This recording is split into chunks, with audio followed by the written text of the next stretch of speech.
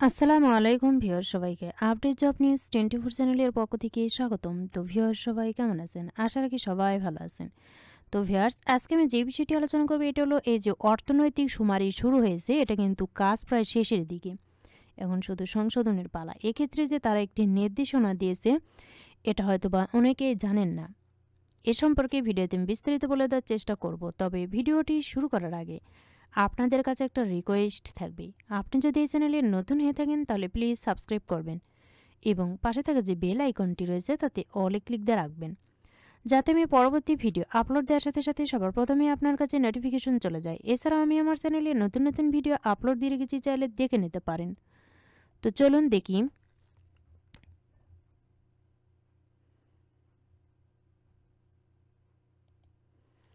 তো ভিউয়ার্স, এখানে দেখতে পাচ্ছেন যে 26শে ডিসেম্বর 2024 অর্থনৈতিক শুমারিতে শুধুমাত্র প্রাতিষ্ঠানিক কৃষি খামারের তথ্য আসবে।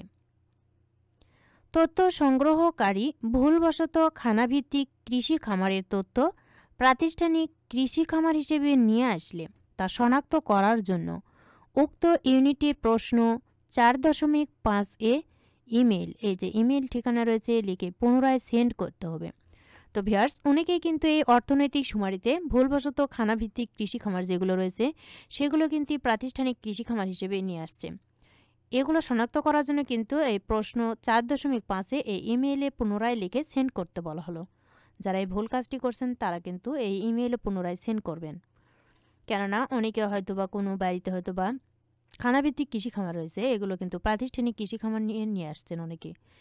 এগুলো কিন্তু আবার এই সংশোধন করতে হবে। তো ভিউয়ার্স, এই সংশোধনের জন্য কিন্তু এই সময়টুকু বাড়িয়ে দিয়েছে 31 ডিসেম্বর পর্যন্ত। এখনও কিন্তু আপনারা এই সংশোধনটা করতে পারবেন।